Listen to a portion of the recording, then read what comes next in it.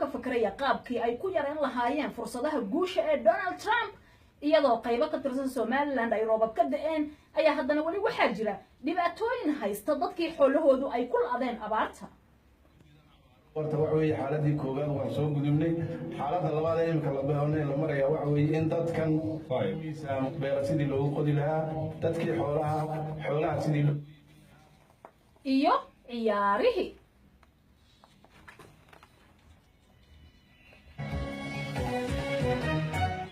qodobadaas iyo kuwa kale ayaad ku maqli doontaan barnaamijkan uu soo saaray Raaga Xasan anigoo Suhayba ahna aan idin la socodsiinaya hadduu eeba ka raali noqdo balse marka hore warkii dunida iyo Cabdirasaaq Xaaji Maxamed Catoosh mahadsanid Suhayba hay-adaha gargaarka ee dalka Nepal ayaa sheegaya in weli dalkaasi ay ka jiraan 2 milyan oo qof oo ku nool guryo gacan ku samaysa sanad kadib markii dalkaasi uu ka dhacay mashaqadii dhulgariirka ahayd ee ay ku dhinteen 9,000 ee qof afayeen u hadlay hay'adda Red Cross-ka ayaa sheegay in dawladda Nepal ay hagal daacinayso gargaarka iyo dib u dhiska dalkaasi isla markaasina la joojiyay lacagihii ay bixin lahaayeen deeq bixiyaasha afayeenka Red Cross oo BBC-da la hadlay ayaa sidan sheegay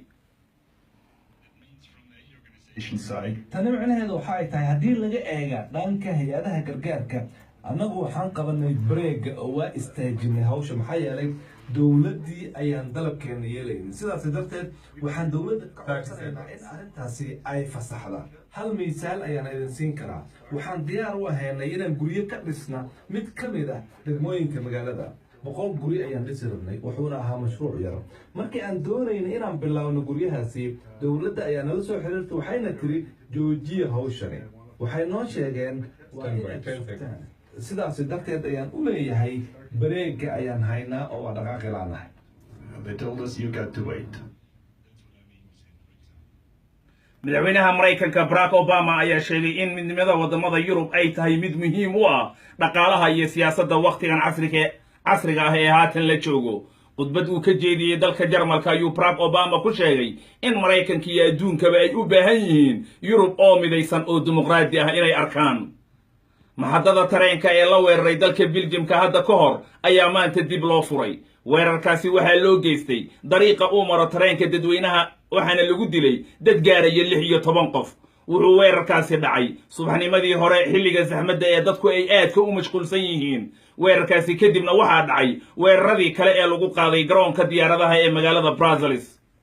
laba musharax oo xisbiga jamhuuriga dhexdiisa kula tartamaya musharaxa magaciisa la yiraahdo Donald Trump ayaa shaaciyay in ay u midoobi doonaan sidii ay guusha u dhaafin lahaayeen Mr Trump oo ah ninka ugu cadcad musharaxiinta jamhuuriga labada nin ayaa sheegay in gobolada haray ee lagu tartami doono ay doonayaan inay isaga kaashadaan sidii ay xoogooda isugu geyn lahaayeen isla markaana looga guulaysan lahaa Donald Trump dhowr jeer ayuu ka dacwooday oo wuxuu sheegay in xisbiga uu wado qorshe lagu doonayo in asaga guusha lagu dhaafiyo Ted Cruz oo hadlayna wuxuu sheegay in haddii Donald Trump fursad la siiyo ay taasi micnaheedu tahay in Hillary Clinton meel cidlaha ay ka qaadan doonto kursiga madaxweynenimada Mareykanka 65 ilaa 70 dadka taageerayaasha u ah xisbiga jamhuuriga waxa ay tahay uusan ahayn Hillary Clinton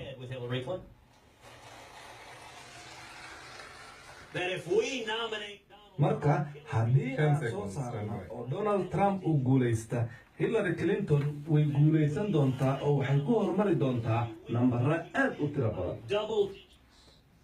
ugu dambeyntiina rag hubeysan ayaa dilay sarkaal sare oo ka tirsanaa militariga dalka Burundi tilaabadan ayaa qayb ka ah deganaan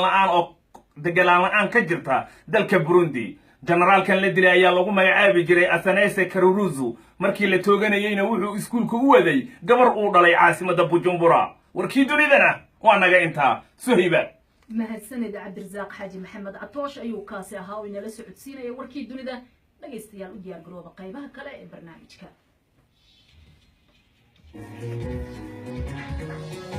Thank you.